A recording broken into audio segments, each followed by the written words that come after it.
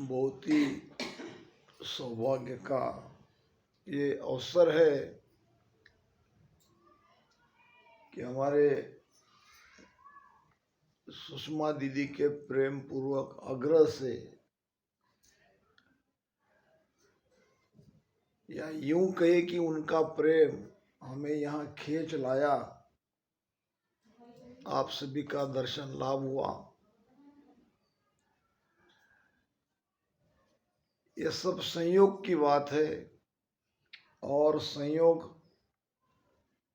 राम जी लाते हैं, हमारे तुम्हारे हाथ में नहीं है।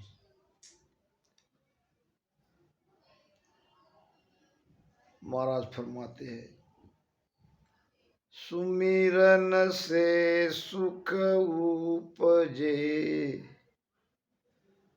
सुमिरन से दुख जाय, कहे कबीर कर सुमिरन रे, आवागमन मिटाय। महापुरुष फरमा रहे हैं कि सुमिरन से सुख उपजे और सुमिरन से दुख जाए। सुमिरन किसे कहते हैं? सुमिरन का अर्थ होता है याद करना, स्मरण करना। याद किसे करना है? याद उसे करना है जिसे हमने याद करने का वचन दिया माता के गर्भ में थे तब। जब बाहर निकलने का कोई उपाय नहीं सूझ रहा था, ऐसी जगह हम वहां दुख में थे, कष्ट में थे, तब हमने राम जी को पुकारा, ये परमात्मा मुझे यहां से बाहर निकालो, मैं तुम्हें याद करूंगा, मैं तुम्हें नहीं भूलूंगा। मगर हुआ ये, माता के गर्भ से बाहर निकलते ही माया ने पकड़ लिया और ऐसा जकड़ लिया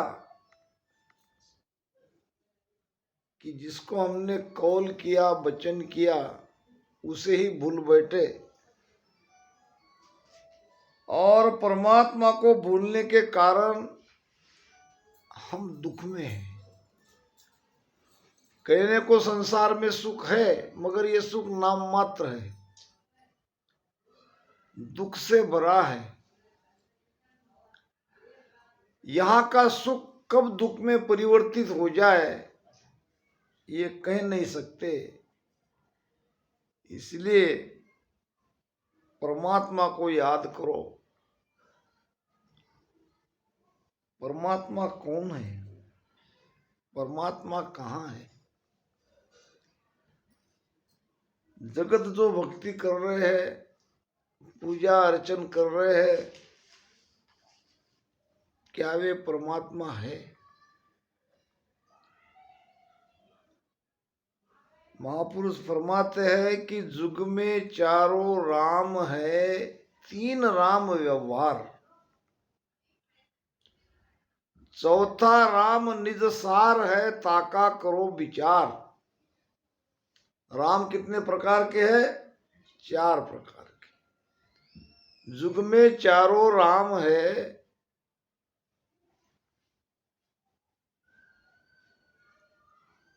और तीन राम व्यवहार, तीन राम व्यवहार में है। व्यवहार में है का मतलब क्या? उनको जाना जाता है, पहचाना जाता है, समझा जाता है,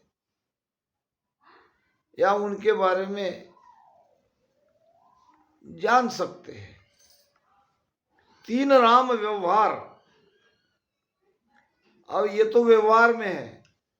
व्यवहार का मतलब ये जो राम है,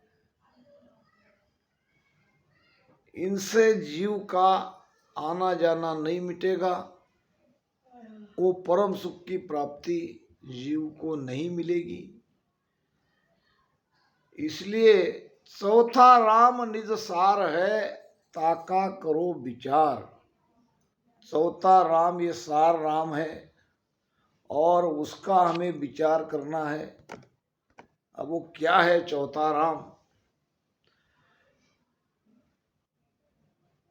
तो कबीर साहब फरमाते हैं, एक राम दशरथ घर ढोले,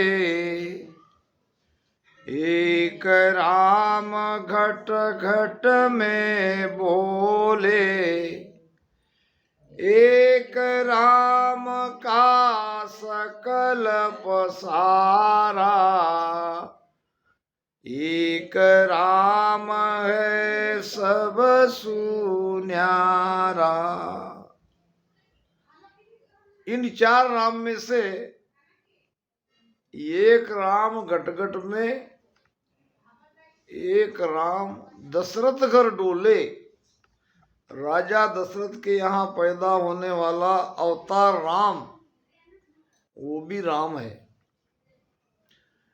ये राम भी व्यवहार में आता है, इसको हम जानते हैं, इसके बारे में हम सुनते हैं। तुम्हारा सारा उत्तर भारत ऐसा कोई परिवार नहीं है जो रामायण से अलग है। तो एक राम राजा दशरथ है, 24 अवतारों में से एक है। एक राम घट घट में बोले, वो राम है ये जीवात्मा। सबके घट में ये जीवात्मा है। एक राम का सकल पसारा, एक राम ऐसा है जिसने ये सारा पसारा बनाया है, सारी दुनिया उसने बनाई है। और एक राम है सबसे न्यारा। इन तीनों राम से न्यारा वो चौथा राम है, उसका विचार करना है। कौन राम दशरथ घर डोले, कौन राम घट घट में बोले, और कौन राम का सकल पसारा, कौन राम है सबसु न्यारा। किसी ज्ञानी ने कबीर साहब को प्रश्न पूछा था, ये महाराज कौन राम है वो जो राजा दशरथ के यहाँ पैदा हुआ? वो कौन सा राम है जो घट घट में विराजमान है? और वो कैसा राम है जिसने ये दुनिया बनाई? 3 लोक 14 भवन, 3 ब्रह्म के 13 लोक, ये सारा पसारा किसने बनाई? वो राम कौन सा है? और कौन राम इन तीनों राम से अलग है? आकारी दशरथ घर डोले, निराकार घट घट में बोले, बिंदु राम का सकल पसारा, निरालंब है सब सुन्यारा। आकारी, जो आकार में है, जो दिख रहा है।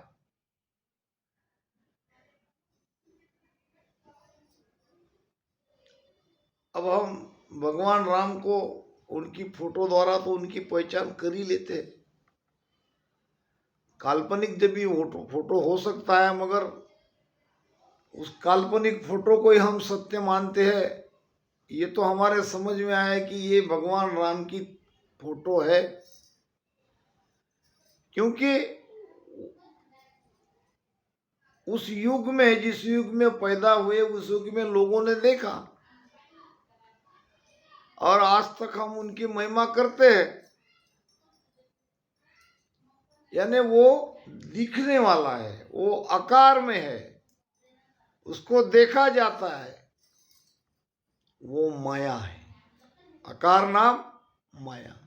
दिखने वाली क्या है दीदी? माया। माया ही देख सकते हैं। तो माया की भक्ति हमें नहीं करनी है, आकार की सेवा नहीं करनी है, आकार की भक्ति नहीं करनी है। महाराज कहते हैं कि आकारी को सेविया गर्भ ताप नहीं जाय। आकारी को सेविया गर्भ ताप नहीं जाए। आकारों की भक्ति करोगे, माया की भक्ति करोगे तो गर्भ की यातना नहीं मिटेगी। गर्भ की यातना कैसी होती है आपको पता है? आग कितने प्रकार की है? 4 प्रकार की आग है। एक आग है सामान्य, जो हम जलाते हैं, चूल्हा जलाते हैं या भोजन बनता है जिसपे, ये आग को तो हम सब जानते ही है। आग का पहला प्रकार यह है, लकड़ी जलाने से पैदा होने वाली, या आजकल गैस से पैदा होती है, वो भी आग ही है। दूसरी प्रकार की आग है बड़वा अग्न। बड़वा अग्न क्या करती है? समुद्र को सोख देती है। तीसरी प्रकार की आग है बिरह अग्नि। और चौथी प्रकार की आग है जठराग्नि। जठराग्नि समझते हो?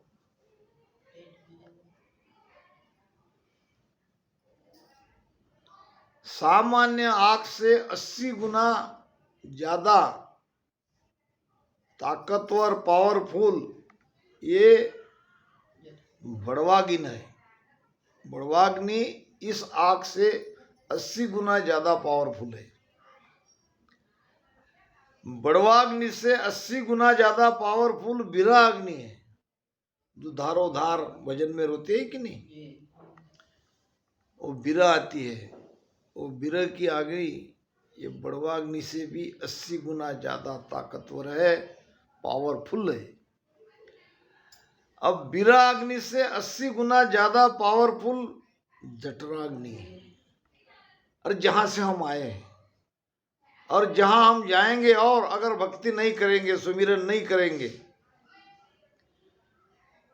इसीलिए संतों ने बार बार हमें चेताया है कि सुमिरन करो, सुमिरन करो, सुमिरन करो। मन रे सिमर सिमर हल साई। मन रे सिमर सिमर हल साई। राम भजन बिन सांसा जावे। राम भजन बिन सांसा जावे। से सबरे मिलाई हो। मन रे सिमर सिमर हल साई। उस राम का स्मरण करो, बार बार स्मरण करो। सिमरन से सुख उपजे। वो सुख, वो परम सुख आपके भीतर है। वो आनंद का खजाना आपके भीतर है, मगर आप खजाने से बहुत दूर हो। क्योंकि आप भीतर झांक नहीं रहे हो, भीतर जा नहीं रहे हो। आपका सारा व्यवहार बाहर है, और बाहर है माया का सुख। अल्प सुख है और दुखी दुख है। यहां का सुख क्षणिक है, क्षणभंगुर है, मिटने वाला है, और भीतर का सुख अखंड है, न मिटने वाला है, परम सुख है। यहाँ के सुख की प्राप्ति के लिए दूसरे पर आधारित होना पड़ता है। हम परिवार वाले लोग हैं, गृहस्थी लोग हैं, तो एक परिवार बना के हम सुखी रहना चाहते हैं कि नहीं? परिवार बनता है रिश्तों नातों से। हमारे माता पिता है, भाई बहन है, पति पत्नी है, ये सब प्रेम के रिश्ते हैं। और इन रिश्तों में जीव सुख ढूंढता है, सुख मिलता भी है, मगर ये सुख एक मेक के आधार पर है। लड़के की शादी करते हैं, बहू लाते हैं, जब तक लड़के को बच्चा नहीं पैदा होता, यानी पति पत्नी को बच्चा नहीं होता, घर में पोता नहीं आता, तब तक गृहस्थी जीवन का जो आनंद है वो आनंद प्रारंभ नहीं होता। यानी हर नौजवान पति पत्नी अपने बेटे में सुख ढूंढते हैं, हुआ कि नहीं? पर दूसरे का आधार से लिया हुआ सुख ढूंढ रहे कि नहीं? जब बेटा बेटी हो जाती है तो माता पिता आनंदित हो जाते हैं, बेटा बेटी के देख के, उनको हंसते खेलते हुए देख के, बड़ा होते हुए देख के सुख मिलता है। ये सुख बेटा बेटी के कारण मिला है, अगर वो नहीं रहता तो वो सुख नहीं मिलता। वही माँ बाप जब बूढ़े हो जाते हैं तो बेटा बेटी बहू ही उनका सहारा बनती है, और उस उम्र में सुख इनके आधार से ढूंढते हैं। छोटा बेटा अपने माता पिता के आधार से सुखी रहता है, उनकी सुरक्षा में रहता है। ये तो कौटुंबिक सुख की बात हो गई। सुख की जो 5 इंद्रियां है ये सब बाहर है। नाक है, नाक को सुख चाहिए गंध का, तो गंध बाहर है। खुशबू फूलों में है, खुशबू सुगंधी पदार्थ में है, तो नाक बाहर से सुख लेती है। वो नहीं मिले तो सुख नहीं मिलेगा। कान है, कान को सुनने का सुख चाहिए, और बाहर कहीं संगीत बजता है, अच्छे भजन अच्छे गीत कहीं लगते हैं, मधुर मधुर संगीत सुनते सुनते कान के द्वारा हमको सुख मिलता है। यानी सुख इंद्रिया को मिल रहा है, इंद्रिया द्वारा मन को मिल रहा है या जीवात्मा को मिल रहा है, इसका आधार भी बाहर है। आँख को देख लो, आँख का सुख, आँख को देखने का सुख चाहिए, तो दूसरे को देखेगी तो सुखी होगी। यानी जब तक आँख, अब अंधे आदमी को पूछो, वो कहेगा मैं बहुत दुखी हूं, जो आप लोग देखते हो वो मैं देख नहीं सकता, दुनिया कैसी है ये मुझे क्या पता, क्योंकि वो तो सूरदास है, वो तो देख नहीं सकता। हम देख सकते हैं, तो हम देखने का सुख आँख के द्वारा ले रहे हैं, ये भी सुख लेने वाला वो जीवात्मा ही है। रसना का सुख चाहिए। अभी कितना बढ़िया बढ़िया हमारी दीदी ने भोजन बनाया, कई प्रकार के लाके रख दिए,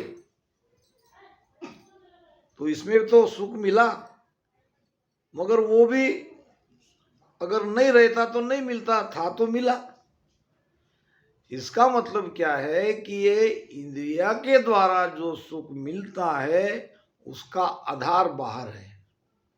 ये बाहर का आधार मिले तब तक सुख है, नहीं मिले तो दुखी है। वही स्पर्श सुख देख लो, यहां भी कोई अकेला नहीं ले सकता, मगर एक सुख ऐसा है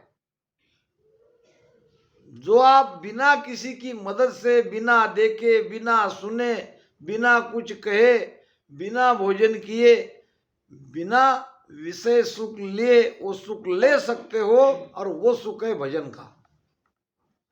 इसके लिए आपको कहीं जाने की जरूरत नहीं है, अपने ही घर में बैठ के। अब जिसके अंदर ये सुख प्रकट हो गया, जो ये सुख लेने का आदी बन गया, वो चुपचाप अपने घर में कोने में बैठा रहेगा, वाणी महाराज के सामने बैठ के सुमिरन करता रहेगा। और ये सुख है परम सुख। ये सुख के लिए कोई दूसरा नहीं चाहिए। परम पद को प्रेम आपको आप ही माई। ये परम पद का प्रेम आपको आपके अंदर ही मिलता है। बाहर मिलने वाला सुख माया का है, भीतर मिलने वाला सुख ब्रह्म का है। माया का सुख क्षणिक है, ब्रह्म का सुख अखंड है। इसीलिए कबीर साहब कह रहे हैं कि सुमिरन से सुख उपजे।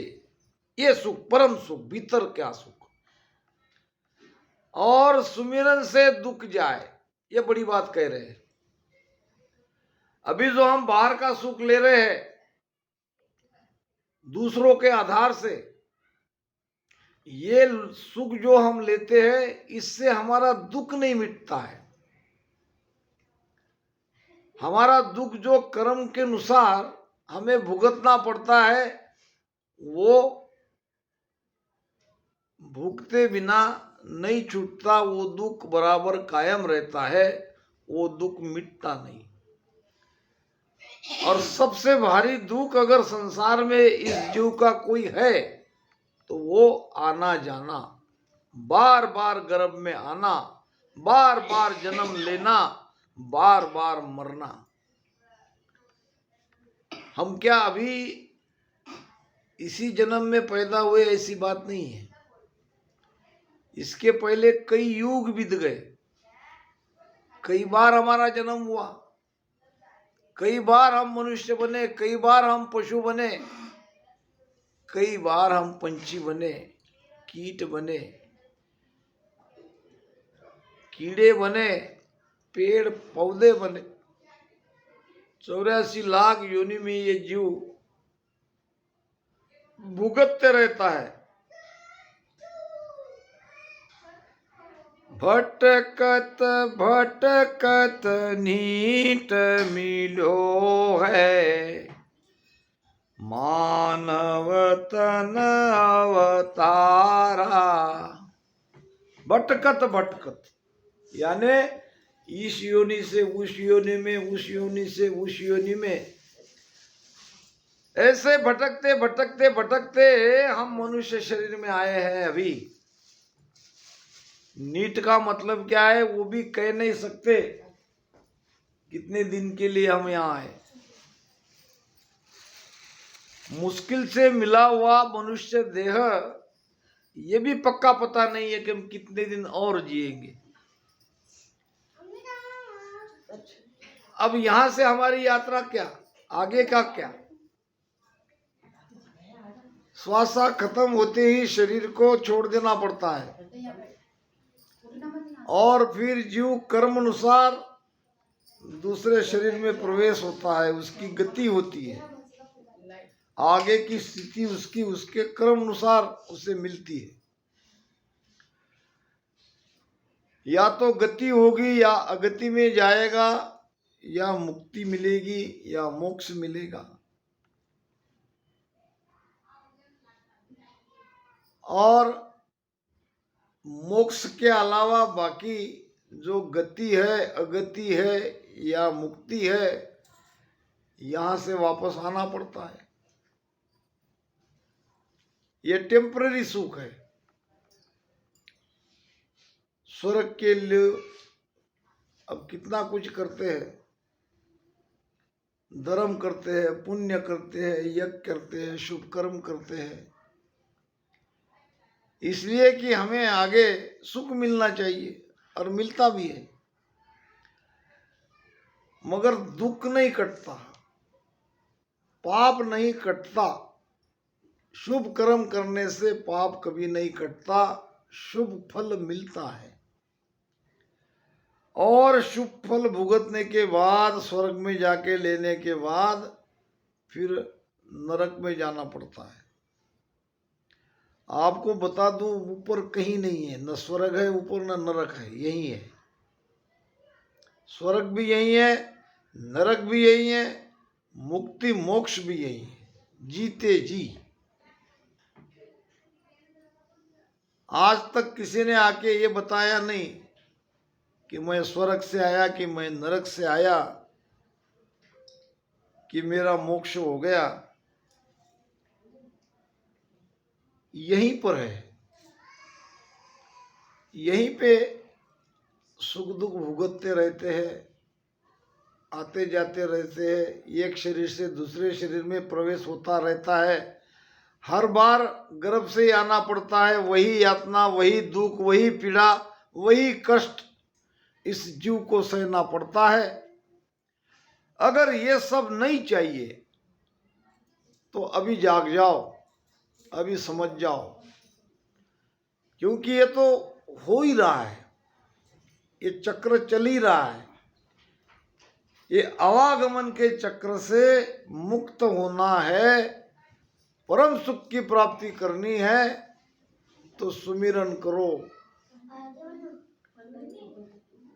रटो राम नामा कटे करम सारा, धुए सांस उसासो लंगे भव पारा। राम नाम का रटन करो, आपके सारे किए हुए कर्म कटेंगे। और इतना ही नहीं, दोबारा दूसरा नए कर्म चार्ज नहीं होंगे। काटे कर्म आगला सारा, फिर कर्म नहीं लागे। हमारे पीछे के कितने भी कर्म क्यों न हो, अनगिनत कर्म है, संचित हमारा जो का त्यों पड़ा है, प्रारब्ध लेके आए हैं थोड़ा सा, और प्रारब्ध भुगतते भुगतते क्रियमान कर्म कर रहे हैं। ये जो क्रियमान कर्म हो रहा है वापस 37 में जाके मिलेगा। इसलिए जब तक संचित कर्म जीव का जो कि त्यों है, जीव बंधन से मुक्त नहीं हो सकता, जीव को परम सुख की प्राप्ति नहीं हो सकती। उसके लिए एक ही उपाय है, रटो राम नामा कटे कर्म सारा, और धुएं सांस उसासो। धुएं नाम धवन करो, सांस और उसास में राम नाम का रटन करो, प्रेम से करो। अब देखते हैं कैसे समय मिलेगा। मेरा विचार तो है भजन सुमिरन कराने का, मगर दीदी ने कहा कि यहाँ रामसनिक परिवार ज़्यादा नहीं है, जो है ये नहीं, ये लोग जो भी आए हैं अलग अलग मार्ग के या अपने घर के ही लोग हैं, सदस्य। तो बढ़िया बात है आप आए। इसके हस्बैंड को आशाबाई जी महाराज देते हैं। अच्छा, बढ़िया बढ़िया, बहुत बढ़िया। तो देखते हैं कैसा, कल तक तो लगभग है ही, दोपहर से शाम को